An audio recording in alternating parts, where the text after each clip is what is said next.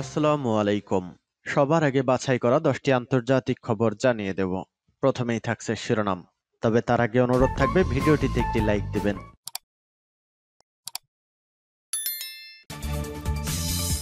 জানিয়ে দিব হাতে থাকা সর্বশেষ আপডেট আন্তর্জাতিক সংবাদ। প্রথমেই সংবাদ শিরোনাম, ধৈর্যের পরীক্ষা নেবেন না, ইসরায়েলকে হিজবুল্লাহ প্রধানের হুঁশিয়ারি। এরপর জানিয়ে দিব ইসরায়েলের যুদ্ধবিরতি লঙ্ঘনের রেকর্ড নিয়ে যা বললেন এরদোগান। এদিকে ইউক্রেনে রাতভর রুশ বিমান হামলা, নিহত 4।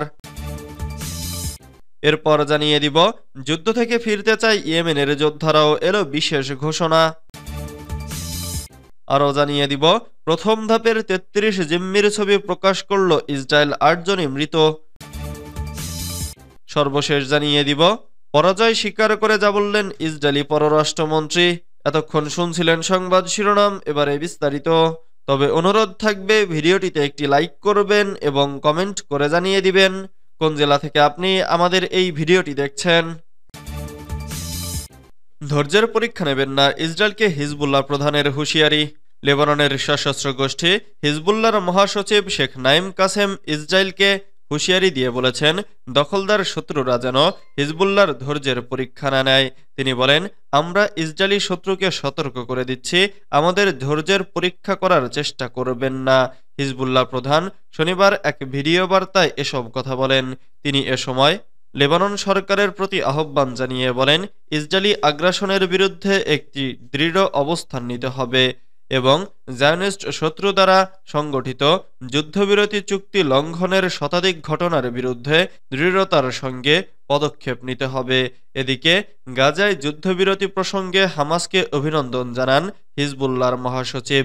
নাইম কাসেম বলেন, হামাস সহ প্রতিরোধ গোষ্ঠীগুলো এবং ফিলিস্তিনি জনগণ ইসরায়েলের বড় পরিকল্পনাকে ব্যর্থ করে দিয়েছে। আমরা ফিলিস্তিনি জনগণ এবং হামাসকে এই যুদ্ধবিরতি চুক্তির জন্য অভিনন্দন জানাই।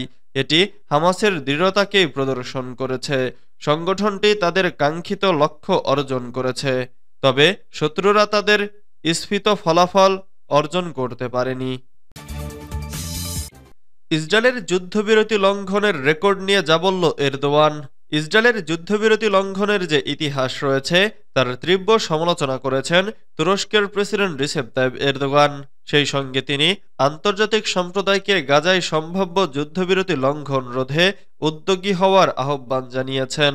শনিবার তুরস্কের আদানা প্রদেশে নিজ দলের প্রাদেশিক কংগ্রেসে দেওয়া এক ভাষণে এরদোগান এ আহ্বান জানান। তিনি বলেন, ইসরায়েল, বিশেষত প্রধানমন্ত্রী বেনিয়ামিন নেতানিয়াহুর যুদ্ধবিরতি ভঙ্গের ব্যাপারে একটি বিশাল রেকর্ড অর্জন করেছেন। এবার গাজায় এমনটি আর ঘটতে দেওয়া উচিত নয়। গাজায় ইসরায়েলের 467 দিনের আগ্রাসনকে গণহত্যা ও ধ্বংসযজ্ঞ আখ্যায়িত করে তুর্কি প্রেসিডেন্ট বলেন, 467 দিনের নিষ্ঠুরতা সত্ত্বেও ইসরায়েল আমাদের গাজার ভাইবোনদের প্রতিরোধের ইচ্ছা ভাঙতে পারেনি। সেই সঙ্গে তুরস্ক মানবাধিকার লঙ্ঘনের জন্য দায়ীদের বিচারের কাঠগড়ায় দাঁড় করাতে তার প্রচেষ্টা অব্যাহত রাখবে বলেও ঘোষণা দেন এরদোয়ান।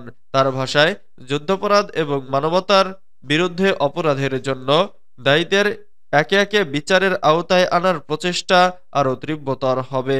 একই সঙ্গে যুদ্ধবিরতি চলাকালীন গাজার ক্ষত নিরাময়ে তুরস্ক সর্বাত্মক প্রচেষ্টা চালাবে বলেও উল্লেখ করেন এরদোগান। ইউক্রেনে রাতভর রুশ বিমান হামলা, নিহত 4। ইউক্রেনের রাজধানী কিয়েভে রাশিয়ার বিমান হামলায় অন্তত 4 জন নিহত হয়েছেন। স্থানীয় কর্মকর্তাদের বরাতে শনিবার 18 জানুয়ারি এক প্রতিবেদনে এ তথ্য জানিয়েছে সংবাদ মাধ্যম আল জাজিরা।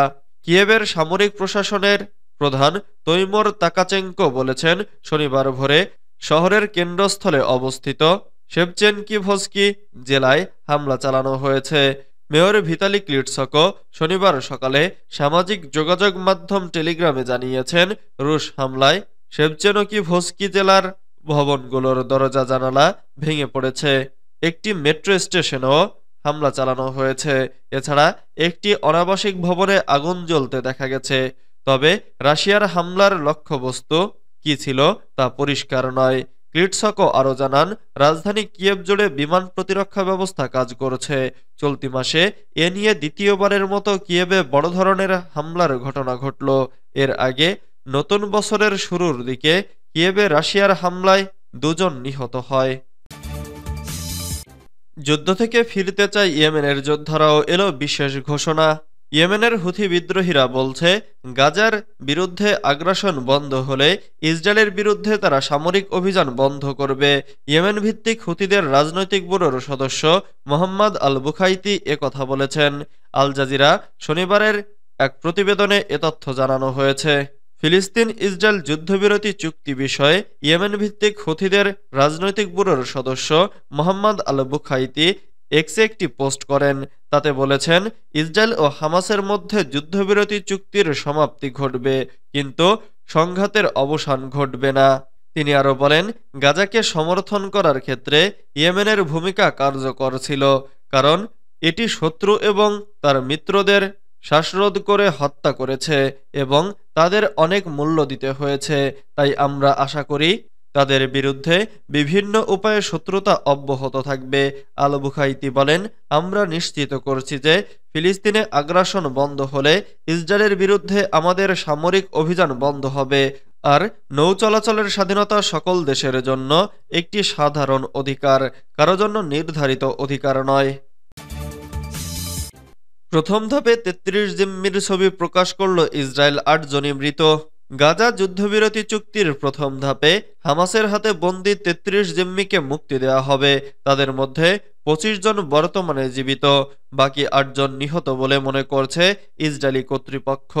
এক প্রতিবেদনে এ খবর দিয়েছে ইসরায়েলি সংবাদ মাধ্যম ইয়ানেট।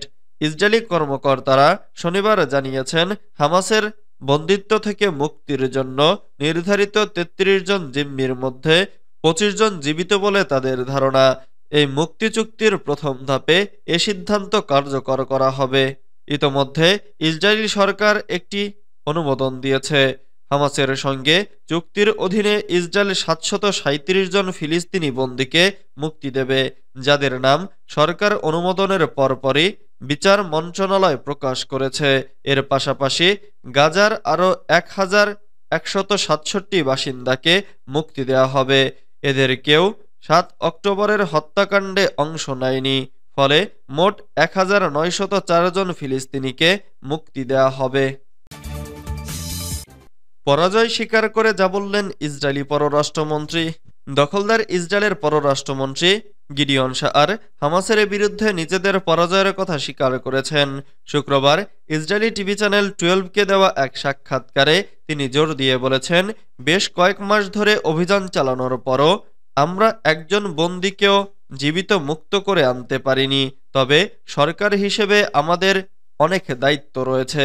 তিনি এ সময় পরাজয় স্বীকার করে বলেন, হামাসের ওপর আমরা বড় ধরনের আঘাত হেনেছি, কিন্তু তাদের বিরুদ্ধে আমরা যুদ্ধের লক্ষ্য অর্জন করতে পারিনি। এদিকেও ইসরায়েলি বিশ্লেষকদের অনেকেই গাজা যুদ্ধে তাদের লক্ষ্য অর্জনে ব্যর্থতার কথা স্বীকার করেছেন। প্রসঙ্গত, গত বুধবার হামাস এবং দখলদার ইসরায়েলের মধ্যে যুদ্ধবিরতি সংক্রান্ত একটি চুক্তি হয়।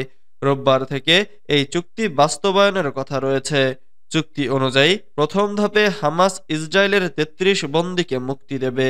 বিপরীতে ইসরায়েলের কারাগারে আটক সহস্রাধিক ফিলিস্তিনিকে মুক্তি দেওয়া হতে পারে।